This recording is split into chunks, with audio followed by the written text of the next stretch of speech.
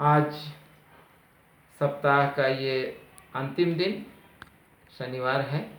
आज के दिन टीएस कॉलेज हिसुआ में मगध विश्वविद्यालय के अंतर्गत बिहार में जो ये महाविद्यालय है, इसमें हिंदी विभाग में आज हिंदी साहित्य के इतिहास पर मैं विनोद कुमार सिंह अपने छात्र छात्राओं के साथ फिर से रूबरू हो रहा हूँ। आप सब जानते हैं कि हम लोग लगातार इतिहास पर बातचीत कर रहे हैं।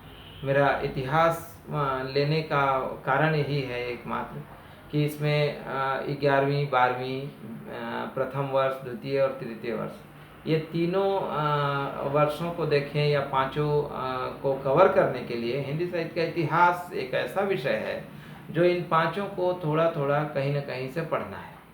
तो पूरे सिलेबस को कवर करने के लिए ये एक हमारा लक्ष्य था कि ऐसा कुछ किया जाए जिसमें कि ये पांचों ऐसे महाविद्यालय के जो विद्यार्थी हैं वो उनको लाभ हो सके। उसके अंतर्गत अभी हम लोग आधुनिक साहित्य पर बातचीत कर रहे हैं। उसमें द्विवेदी काल पर आकर के गाड़ी रुकी हुई थी। हम लोगों ने द्विवेदी काल में देखा है कि द्विवेदी युग जो लगभग 20 सालों का है, उसमें स्त्री पर लेकर उपेक्षित लोगों को लेकर व्याकरणिक दृष्टि से जो चीज़ें आ रही हैं उस पर बातचीत हुई है। आज बातचीत का केंद्र बिंदु जो बन रहा है वो बन रहा है, जैसा कि हमने कहा कि अक्सर द्विवेदी युग में एक बात हो रही थी कि वैसे लोगों को साहित्य में जगह दी जाए, स्थान बनाया जाए उनका, जिनका स्थान समाज ने नहीं दिया। द्विवेदी इस पर बहुत ध्यान दे रहे थे और यही कारण था कि द्विवेदी जी ने क्या किया कि स्त्री पर, व्याकरण पर, और इसके बाद आप देखेंगे कि दलित यानी दलित शब्द का अर्थ आप सब जानते हैं, कुचले हुए, दबे हुए या दबाए गए लोग, वैसे लोग। तो आप इससे बिल्कुल साफ है कि दलित किसे कहा गया, तो ये तय हो गया। तो दलित था कौन? तो वही जो जिनको कि हम छोटी जाति के लोग मानते थे।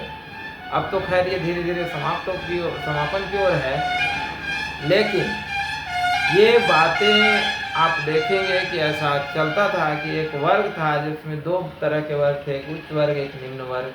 तो ये निम्न वर्ग के लोग थे जिनको हम दलित कह रहे हैं।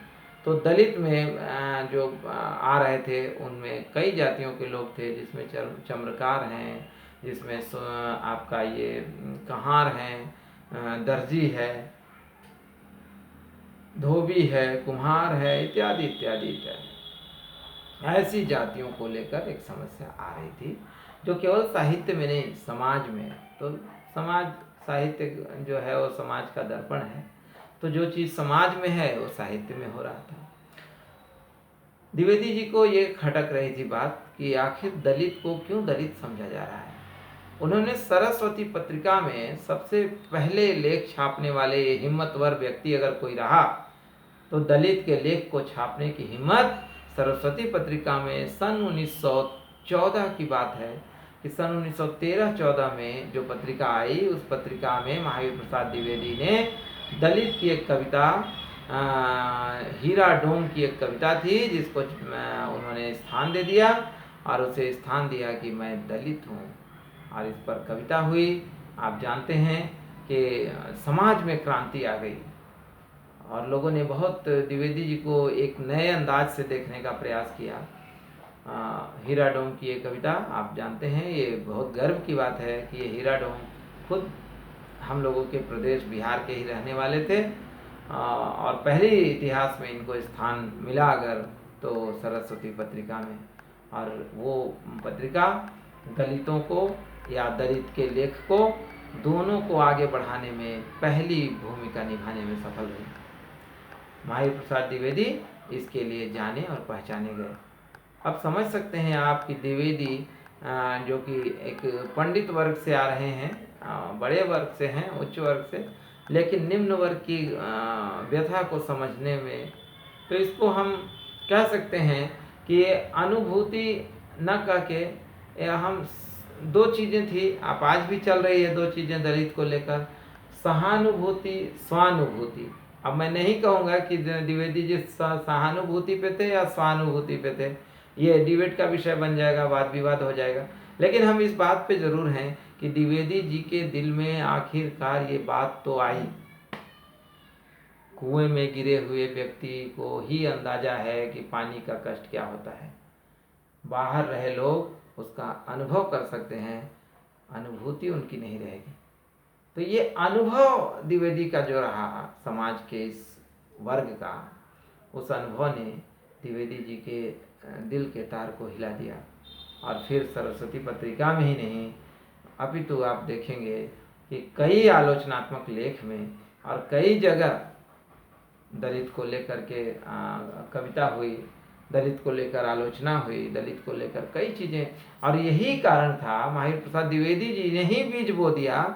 जिस बीज का पेड़ अगर फल फूल रहा था तो प्रेमचंद के रंगभूमि में लगभग 10-15 वर्षों का काल रहा। उसके बाद 1924 की ये बात है जब रंगभूमि आती है प्रेमचंद की रचना, और बड़ा खिलाफत हुआ। दलितों ने कहा कि ये दलित के खिलाफ है, और प्रेमचंद को आज भी रंगभूमि को लेकर थोड़ा तंग किया जाता है। एक तो तंग करने का मतलब कि उनकी निंदा की जाती है कि एक सूरदास को इस तरह से दिखाना, या ये कहना कि एक दलित वर्ग को इस तरह दिखाना ठीक नहीं है। लोगों ने कहा कि मुंशी प्रेमचंद बड़े ख़ानदान से हैं, इसीलिए उन्होंने ऐसी रचना की। बशर्ते ये सब अफवाहें हैं, अपनी अपनी बात है। सच तो यही है कि प्रेमचंद अगर बड़े वर्ग के थे और निम्न वर्ग की दास्तां को यूं ही उठाया, तो फिर गोदान में होरी की समस्या को प्रेमचंद ही उठा रहे हैं।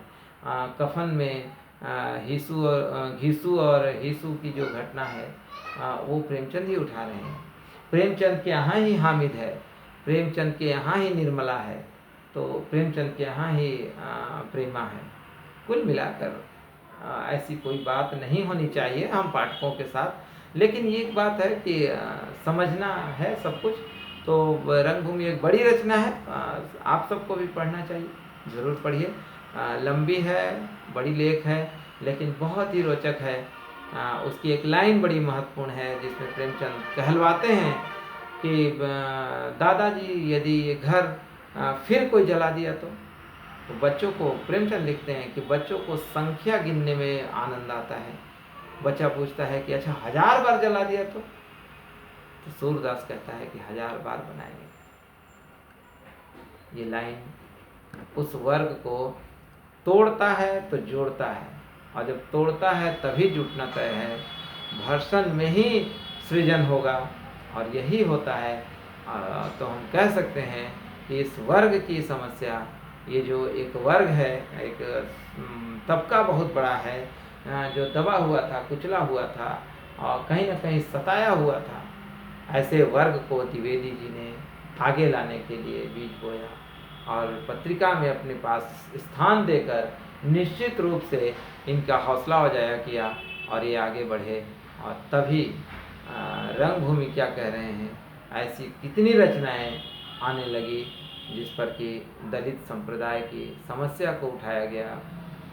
ओम प्रकाश वाल्मीकि इसके बाद फिर आते हैं, जब कहा जाता है कि नहीं, सहानुभूति से काम नहीं चलेगा, स्वानुभूति होना चाहिए। स्वानुभूति, स्व माने स्वयं का जो अनुभव है वो होना चाहिए। सच बात है कि पीड़ा उसे ज़्यादा एहसास है जिसकी पीड़ा है। वो दूसरा क्या जानेगा, वो कह सकता है कि बहुत पीड़ा है, कैसा है ये स्वाद ले पाना सबके बस की नहीं है। द्विवेदी जी ने अपने अनुभव से दलित समाज के जो समस्या है, जो दर्द है, पीड़ा है, उसको साहित्य में स्थान दिया और उस स्थान के लिए उन्हें आज भी याद किया जा रहा है और कल भी याद किया जाएगा। आज के लिए इतना ही रखते हैं, अगली क्लास में बातचीत होगी। बहुत बहुत धन्यवाद, नमस्कार।